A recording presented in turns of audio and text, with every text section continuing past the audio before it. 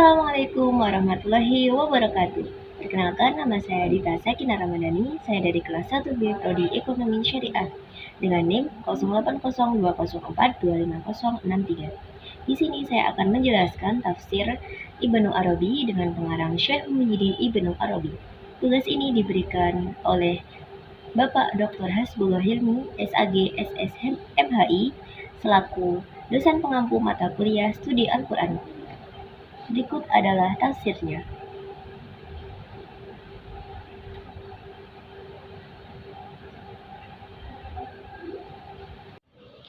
Ibnu Arabi atau Muhyiddin Ibnu Arabi adalah seorang mistikus muslim, filsuf sufi, dan ulama besar yang lahir di Andalusia, Spanyol.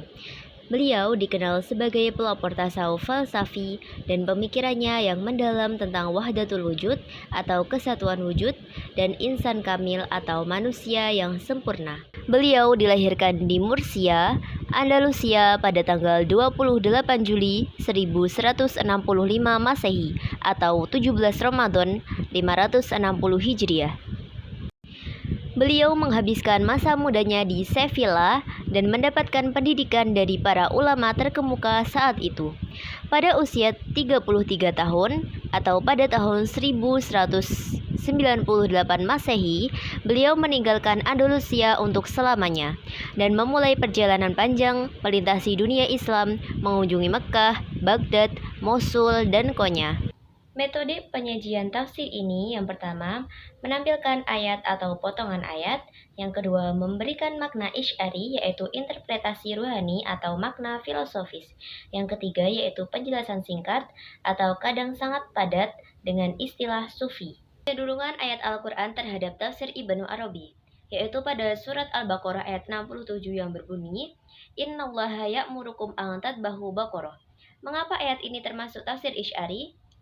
Pada kalimat sesungguhnya Allah memerintahkan kalian menyembelih seekor sapi, yaitu jiwa hewani, dan penyembelihannya adalah dengan memutus hawa nafsu, dengan pisau riyadoh atau latihan spiritual, adalah penafsiran batoniyah terhadap perintah dalam Quran surat Al-Baqarah ayat 67-73 tentang penyembelihan sapi.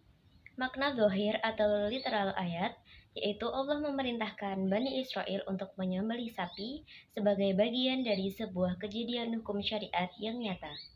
Makna isy'ari atau simbolik dalam kutipan itu adalah yang pertama, sapi ditafsirkan sebagai nafs hewaniyah atau jiwa rendah.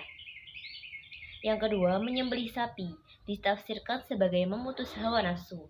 Yang ketiga yaitu pisau, ditafsirkan sebagai riyadoh atau latihan spiritual seperti disiplin jiwa. Artinya, ayat ini dipahami bukan hanya sebagian hukum syariat, tetapi juga sebagai syariat latihan rohani untuk mengendalikan nafsu. Tafsir seperti ini dianggap valid dalam tradisi sufi selama yang pertama, tidak meniadakan makna zahir atau hukum penyembelihan sapi tetap ada. Yang kedua, memiliki landasan makna rohaniyah yang konsisten dengan ajaran syariat. Yang ketiga yaitu tidak bertentangan dengan makna literal. Mungkin hanya itu yang dapat saya sampaikan. Apabila ada salah kata ataupun kurangnya pemahaman, saya mohon maaf yang sebesar-besarnya. Akhirul kalam, wassalamualaikum warahmatullahi wabarakatuh.